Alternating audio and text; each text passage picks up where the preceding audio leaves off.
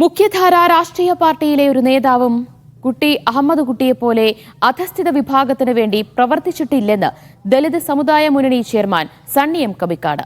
ആരോഗ്യം നോക്കാതെയാണ് കുട്ടി അഹമ്മദ് കുട്ടി പ്രവർത്തിച്ചതെന്നും സണ്ണി എം കബിക്കാട് മീഡിയ വണ്ണിനോട് പറഞ്ഞു.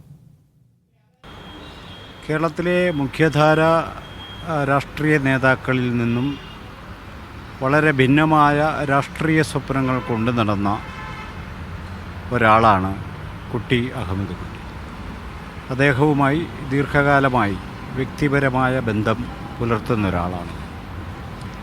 ഒരുപക്ഷെ കേരളം കണ്ടിട്ടുള്ളതിൽ വെച്ച് വേറിട്ട ഒരു മുന്നേറ്റം VP സിംഗ് കേന്ദ്രം ഭരിക്കുന്ന കാലത്ത് കൊച്ചിയിൽ VP സിംഗിന് നൽകിയ വലിയൊരു സ്വീകരണമായി.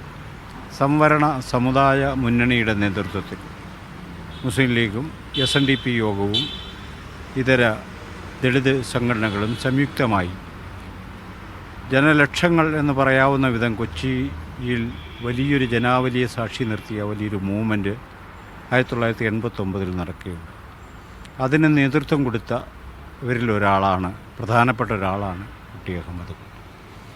മറ്റു പലരും ആ ഒരു സ്വപ്നത്തെ വഴിയിൽ ഉപേക്ഷിച്ചെങ്കിലും മുഖ്യധാരയിലെ അനേകായിരം അവസരങ്ങളിലൂടെ കടന്നു വന്ന ഒരാളായിട്ടും അധികാരത്തിൻ്റെ ഭാഗമായിരുന്നിട്ടും ദളിതരും മുസ്ലിങ്ങളും പിന്നണി ജനവിഭാഗങ്ങളും സാഹോദര്യപൂർവ്വം ഐക്യപ്പെടേണ്ടതിനെ സംബന്ധിച്ച വേറിട്ട സ്വപ്നങ്ങളുണ്ടായിരുന്ന ഒരാളായിരുന്നു കുട്ടി അഹമ്മദ്.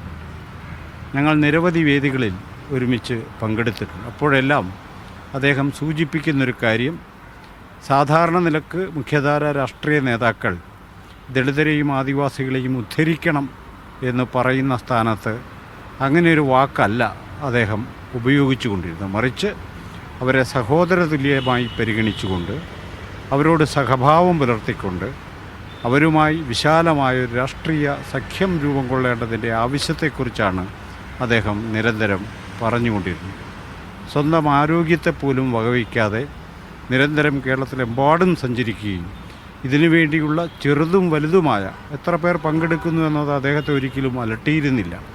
മുൻ മന്ത്രിയായിരുന്നിട്ടും MLA ആയിരുന്നിട്ടും കേരളത്തിലെ ഏറ്റവും പ്രബലമായൊരു രാഷ്ട്രീയ കക്ഷിയുടെ അനിഷേധ്യനായ നേതാവായിരുന്നിട്ടും ചെറുതും വലുതുമായ നിരവധി യോഗങ്ങളിൽ കുട്ടി അഹമ്മദ് കുട്ടി നിരന്തര സാന്നിധ്യമായിരുന്നു.